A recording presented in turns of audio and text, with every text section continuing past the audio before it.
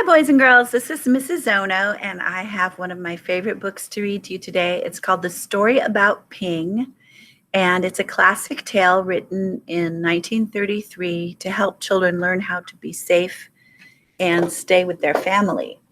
It's by Marjorie Flack and Kurt Wise, The Story About Ping. Here is the title page, The Story About Ping by Marjorie Flack and Kurt Wise. Or it might be Kurt Weiss, I'm not sure. Once upon a time, there was a beautiful young duck named Ping. Ping lived with his mother and his father, and 2 sisters and 3 brothers, and 11 aunts and 7 uncles, and 42 cousins. Their home was a boat with 2 wise eyes on the Yangtze River. Each morning as the sun rose from the east, Ping and his mother and his father and sisters and brothers and aunts and uncles and his 42 cousins all marched, one by one, down a little bridge to the shore of the Yangtze River.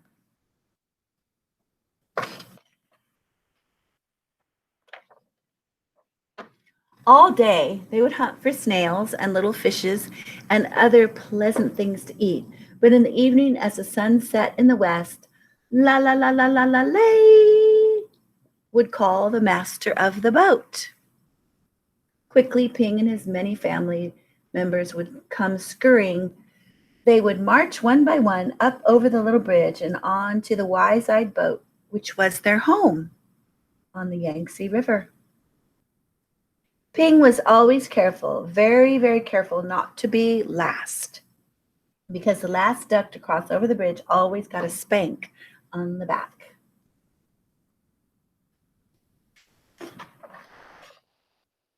But one afternoon, as the shadows grew long, Ping did not hear the call because at that moment, Ping was wrong side up, trying to catch a little fish.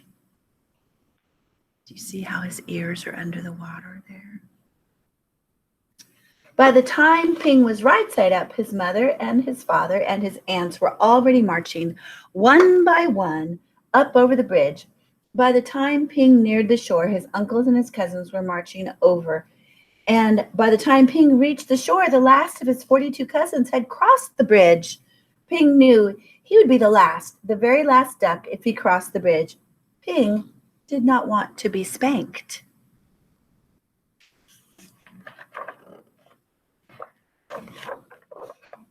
So he hid. Ping hid behind the grasses, and as the dark came and the pale moon shone in the sky, Ping watched the wise-eyed boat slowly sail away down the Yangtze River. All night long, Ping slept near the grasses on the bank of the river with his head tucked under his wing. And when the sun rose up from the east, Ping found he was all alone on the Yangtze River. Uh-oh. There was no father or mother, no sisters or brothers, no aunts or uncles, and no 42 cousins to go fishing with Ping. So Ping started out to find them, swimming down the yellow waters of the Yangtze River. As the sun rose higher in the sky, boats came. Big boats and little boats, fishing boats and beggars' boats, houseboats and raft boats, and all these boats had eyes to see with, but nowhere could Ping see the wise-eyed boat, which was his home.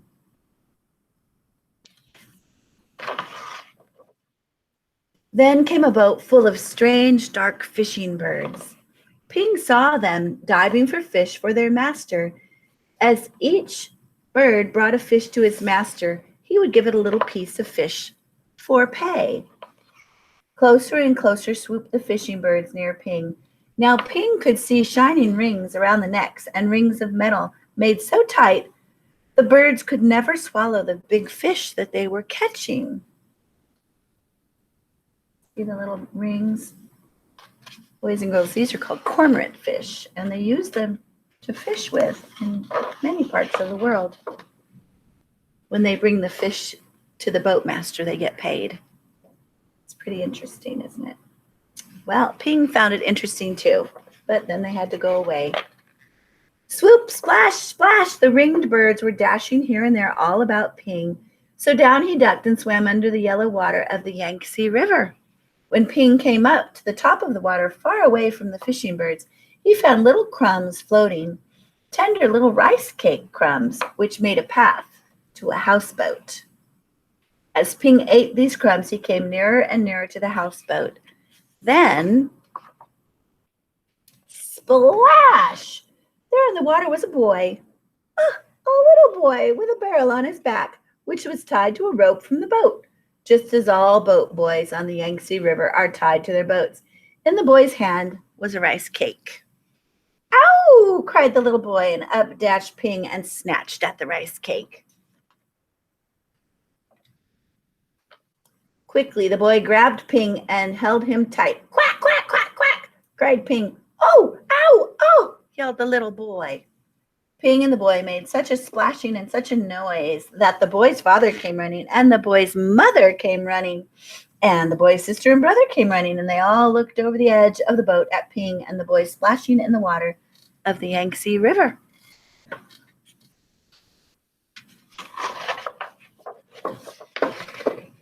The boy's father and mother pulled at the rope, which was tied to the barrel on the little boy's back. They pulled, and up came Ping and the boy onto the houseboat.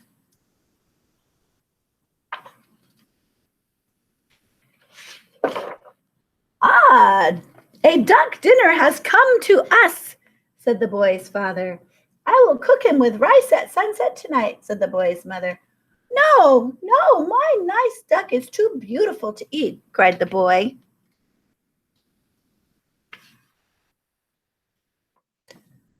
But down came a basket all over Ping, and he could see no more of the boy or the boat or the sky or the beautiful yellow water of the Yangtze River. All day long, Ping could see only the thin lines of sun which shone through the cracks in the basket, and Ping was very sad. After a long while, Ping heard the sound of oars and felt the jerk, jerk, jerk of the boat as it was rowed down the Yangtze River. Soon the lines of sunshine which came through the cracks of the basket turned rose color, and Ping knew the sun was setting in the west. Ping heard footsteps coming near to him.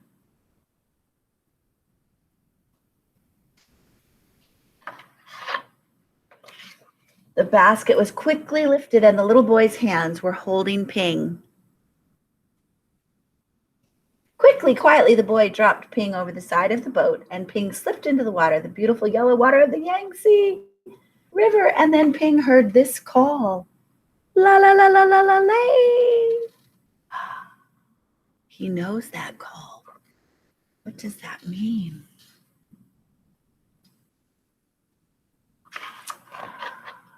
Old Ping looked, and there near the bank of the river was the wise-eyed boat, which was Ping's home. And Ping saw his mother and his father and his aunts all marching one by one over the little bridge. Swiftly, Ping turned and swam, paddling toward the shore. Now Ping could see his uncles marching one by one. Paddle, paddle. Ping hurried toward the shore. Ping saw his cousins marching one by one. Paddle, paddle. Ping neared the shore. But as Ping reached the shore, the last of Ping's 42 cousins marched over the bridge, and Ping knew that he was late again. What do you think he's going to do, boys and girls? Do you think he's going to hide again, or do you think he's going to go march over that bridge to his house? To think about it? Let's look and find out. But up marched Ping up over the little bridge, and spank came the spank on Ping's back.